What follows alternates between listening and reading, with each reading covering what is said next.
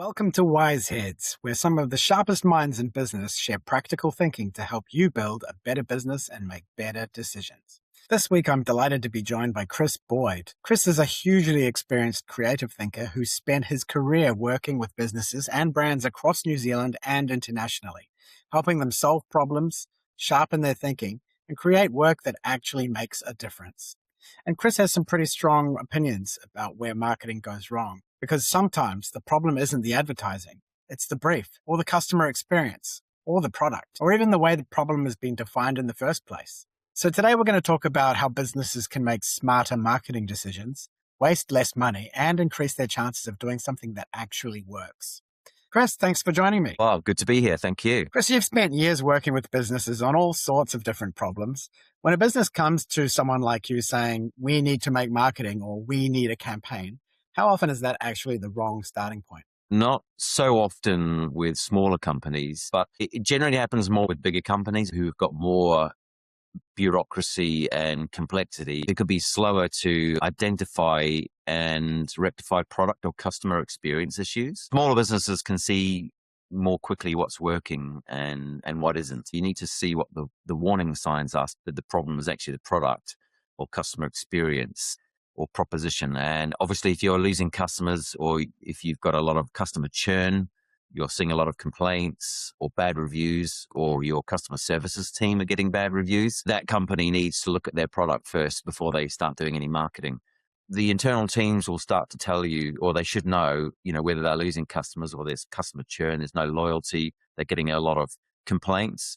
And so you've got to start with that first. And one of the issues is that agencies are designed to solve only one problem. Advertising and marketing alone can't solve the challenges of a lot of businesses. What do you think businesses consistently make more complicated than it needs to be? One of the issues when you're writing a brief for a company is people don't agree on what the problem is. And I think sometimes this comes back to what the brief uncovers. The CEO might think you've got a price point issue. Some people think it's the product or service. Some people think it's the brand. And that kind of ties into writing a good brief for them. You can help uncover some of those problems. That's the complexity, is there's too many voices, too many people with too many different opinions. But that's where I think a good strategist and a good agency can actually help them focus. What are the warning signs that the problem is actually the product, customer experience, proposition, or something further upstream? That's losing customers. That's customer churn. That's complaints and bad reviews. If your customer service team is getting a lot of bad feedback, then you know that you've got to fix your product before you go and do any marketing or campaign work. How much money do you think gets wasted because everybody starts trying to answer the brief before anyone challenges whether it might be the right brief? I suspect it's a lot. That's often an issue with small to medium businesses that don't have such rigorous internal processes. And they're often victims to the traits and experience of the owner-operators and the people that they sort of employ, because they'll tend to employ people like them. To what extent, even in times like we're in right now, is it the responsibility of the agency to challenge a brief when it is clearly not right versus just taking the money while it's there to be given?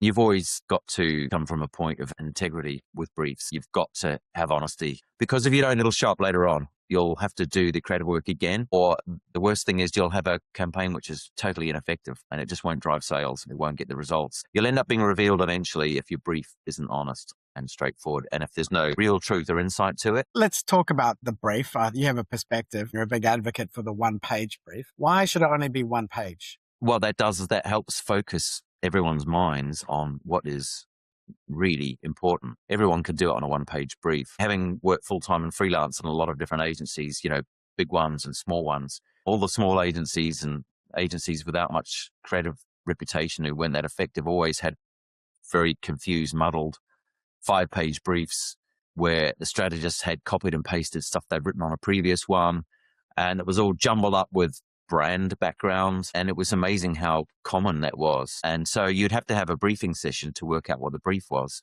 Even though you had a brief in your hand, you still weren't any clearer about what was required. And if you're sent off to work on that as a creative team, more often than not, you're just not going to come up with the right ideas. You're going to have to go again. It'll cost the client money. Whereas if you really distill down all the essentials onto a one-page brief, it really focuses everyone to really think about it. I would argue that the background section of a brief sets the context. Before we know where we're going, we need to understand where we've come from. To what degree do you disagree? Well, I think if a creative team has worked on a brand before, then they have a good understanding of that. I'm not saying you shouldn't put that in there, but it's usually separate sheets. If you want to put a lot of brand background and information on the brief, it should go as a separate sheet. But that core one-page creative brief should be one page. And you can put a little bit of the brand background on there, and then you also put what the objective is. You can capture that really in just a paragraph or two. What's the challenge? What do we need to solve? If those key lines are buried on the third page in amongst other brand background, it'll get lost. You've been a creative for a number of years. When you're looking at even a one-page brief, what do your eyes automatically scan and hover on straight out of the gate?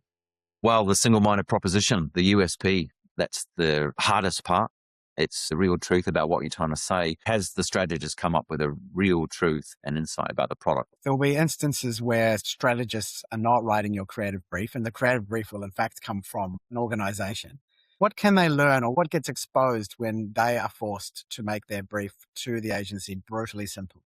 It uncovers disagreement within the business. Are they able to agree on and create a unique insight into the product or brand? Or do they disagree on where the challenge sits? Someone might think the price is wrong. Someone might think the product is wrong. Or someone might think there's problems with the brand. That one document can really focus everyone's minds if it's written right. It comes back to the agency quite a lot too. And the reason it's so important is that it's the one document in the whole business that goes through all 4 departments. And that's why it's such a great litmus test to work out what the challenge is and what needs to be solved. And if everyone's approving waffling 5-page briefs, then you know everything's wrong, basically. Whose job do you think it should ultimately be to get to that level of clarity in terms of briefing? Initially, only the business actually knows what it's prepared to give up, what it can genuinely deliver on, and where the truth in the product lies. But your agency should be like a business partner, not just a service-oriented company. And that involves looking at the product and the business. So, once it gets into the agency, it can often be the strategist or the account executive, depending on how it's set up and how big they are. They can take on a brief. And then after that, the real insight can often come from creative teams. But definitely it's got to start with the client because they can tell you what they can and can't do. We're in the business of problem solving. Can you give me an example where the best marketing recommendation was essentially don't make an ad, but fix this instead? Particularly in this market, agencies will just say, yes, we'll advertise it. Very few of them are going to turn around and have the credibility to say, actually, we think your product's wrong. You find that it's the marketing departments within the brands who often point out that they can't sell bad products or experiences. And then they often initiate the CX process. It tends to be the bigger companies who will do that because it's not such a cheap, easy, quick process. And they often have very complex, multifaceted products that can be hard for an agency to go back and say, we think it's wrong. You've written that genuinely original creative ideas often require what you call a logical creative leap. What do you mean by that? Some of the best ad campaigns brought two seemingly unrelated concepts together, and that leap looks illogical from the outside, and it often can get killed in research because it doesn't make sense. That requires human beings with all their emotions and all their ideas and their thoughts and their randomness to bring those two ideas together, which seemingly don't fit. The Sony Bravia rubber balls campaign. I remember seeing it and thinking, well, how did they do that? How did they do it? And it turns out they actually got 250,000 rubber balls and tipped them down the streets of San Francisco. Now, there would be no brief that would say, how do we advertise the incredible color range of a Sony Bravia TV using rubber balls? What's your idea?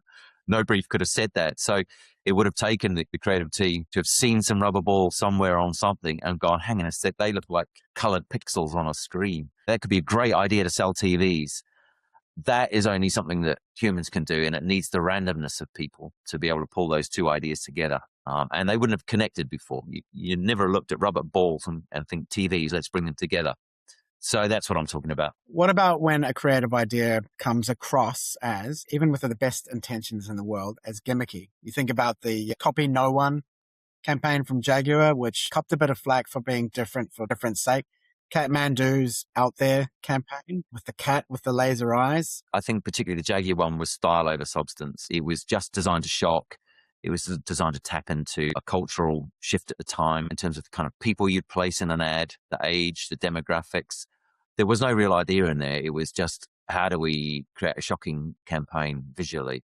to get people to look at this ad rather than really talking about what the car is or what it did or what the styling was. You don't come away from it really knowing anything about the car other than if you're a fashionable person, you might want to buy this car. But all the people in that ad, all the demographics can't afford a Jaguar. Not only did it not really say anything about the car, but it was also targeting the wrong audience. The people who buy Jaguars are still always going to be 40 to 50-year-olds with a bit of cash who like something that looks a bit more regal. You've always got to have a product truth. I don't know if it's paid off. I don't know if the sales are shooting through the roof or not. But ultimately, it was an idea rooted in style over substance. Kathmandu, it was a nice sounding line that didn't mean anything because it wasn't tied to any unique selling point about the product. I love it as an execution, but I do question whether it was effective at selling outdoor clothes because it did seem to be appealing to hipsters who generally don't tend to be camping that much or hiking. So I think that's where it can fail. An illogical creative leap takes bravery. Most businesses are actually designed to do the opposite. They gather evidence, they interrogate the numbers, they minimize the uncertainty, and they try to make rational decisions, particularly when it comes to a creative idea in advertising. How do you or how does the agency you're working with convince a rational business to buy an irrational idea? You've got to have some case studies of where an irrational idea worked and had better results than a play it safe campaign. You've also got to rely on the instincts of the marketing manager because they can quite often see a good idea. There's a whole world that we often don't appreciate on the agency side of things, where the marketing manager actually has to take an idea and present it to a CEO. To what degree does the marketing manager need to also be quite brave and quite steely to protect an idea on their side of the fence? If you're in a big company, the marketing manager or the marketing director has a fair bit of autonomy to make decisions. If it's a smaller company and they do have to answer to CEOs, you need to have a lot of conviction and you do have to back it up with some data. Again, you need your agency to furnish you with, again, campaigns that have worked better than other ones because there was a good idea in it that was persuasive and got people to stop scrolling, that actually really drove some sales and some change. Can research tell you whether an idea is good or not? Focus groups can confuse more than they can solve issues. They can end up presenting more questions and a lot of subjectivity. And it's why, if you're going to do testing, you back it up with quantitative. So you go to one of these online platforms and you can put your animatic in there or your storyboard and test what the qualitative focus groups have told you with quantitative, but they can create more problems than they solve. And ultimately, the best creative campaigns always comes down to the instinct of the marketing manager and the creative team. I'm an advocate of testing a USP or a strategy. You can run some cheap social media ads just for the same image and you can put your different thought over the images and it's a real campaign and people can buy things.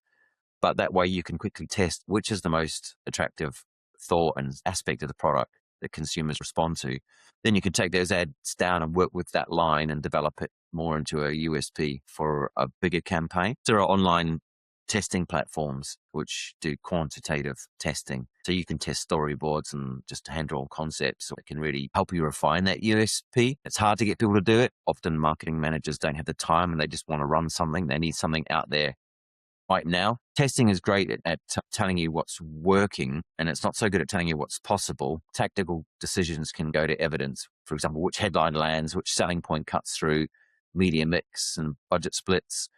But I think a big creative idea, the tone, the emotional territory a brand plays in, I don't think you can test your way there. Data can pick the best of what you show it, but it can't invent the idea that blows all the other ideas out of the water. It's still craft and judgment. I think testing decides the which, but judgment decides the what. Is changing behavior ultimately a higher ambition for marketing than simply changing a perception? You can shift how someone feels about a brand with a beautiful ad, but if it never shows up in what they buy or what they switch to or what they recommend, then you've made something people admire rather than something that genuinely moves the business. So yes, behavior change is harder and a more valuable outcome, but it's usually downstream of getting the perception shift right first, not a replacement for it. I read on your blog that in 2024, you questioned whether AI would ever be capable of producing seriously original creative work. Here we are 2 years later. Were you right? As AI enables more businesses to bring marketing and creative in-house, we'll probably begin to see a worse standard of creative. If you start getting rid of people completely, everything gets worse. And I think we'll see that with creative, there's going to be a lot of AI slop out there. I don't think it'll replace human beings because best ideas rely on the insecurities and the emotions and the foibles and all of the thoughts running around inside a human brain to put those two random ideas back together that we spoke about earlier. To what degree do you think that Joe Public actually cares about AI slop as much as we like to think they do? I think they care a lot at the moment, actually. There's a lot of data coming in that shows people are turning off if they sense something as AI. Particularly with social media advertising, I think they're more interested in seeing a real person filming themselves with a mobile phone talking about a product that they've used. But I think in time, AI is going to get so good that it's going to be hard to tell whether it's a real person or not. Obviously, you're going to have to label it as AI content. I think if you've got an entertaining enough idea, then people may not care so much. I mean, I've just spent a few weeks in my spare time taking an old script and turning into a long form ad just to see what it can do and work out how real it can get and to test it and to see how long it took and how much it cost. I've just been amazed at how good it's got, even from when I first did that last year, about 8 months ago, to now. The skin tones, the textures are just incredible, even the expressions. It very much depends on what you want to advertise and how you want to advertise it. If you need a good, authentic product demonstration, then I don't think AI is going to work. If something's humorous and it's a high concept, maybe it doesn't matter so much. You can't fight it. The script that I did an experiment with, that would have cost 160 grand, maybe 170 to film, with 6 talent, location, safety crew, catering vans. And I estimated if you were to do it as an agency, you could probably charge it out at 20,000, something like that. So it's an irresistible force. It's unstoppable. To a certain extent, people aren't going to get so used to seeing AI that they may not care about it. It's an ad for a product. I can see that there's a benefit to the product. Who cares? I mean, I saw one the other day for dog beds that was made entirely with AI. If you were into dog beds and you liked what that particular dog bed was selling, it was very soft and fluffy and felt like fur, you probably don't care that it's AI. Oh, yeah, it's a good dog bed. I'll buy it. You describe yourself as much more interested in impact than accolades. So when somebody tells you the campaign performed brilliantly, what's the first question that you ask? When I came back to New Zealand, I didn't really understand the market too well, and you realize that awards are everything here, everything. But I think that's changing. And in fact, as the industry is shrinking and AI is making it possible for marketing teams to bring that work in-house, our agency is going to have the time and the budget to be so focused on awards. When I look at the awards campaigns, I think to myself, well, first of all, was it real? Did it actually run? Is it for a real product? Did this sell more of the client's stuff? As someone who works with smaller businesses, you already see the impact of that. There are real people in those companies. And did it allow the staff to continue paying their mortgage? Did it allow them to continue paying their kids' school fees and all their uniforms and their bills? When you work for smaller businesses, you really got to be conscious of the impact and feel that sense of responsibility. And I think that shapes what you do. Have you got statistics and data that you can then provide to your next client and your other client that actually your campaign worked and it actually helped drive sales? Imagine I'm running a growing business and I'm about to spend a meaningful amount of money on marketing. Before I write a brief, bring somebody in, or commission a campaign, where should I start? You've got to get honest about what's actually true of your brand right now, not the aspirational version. You've got to talk to real customers and ask why they chose you, why some didn't.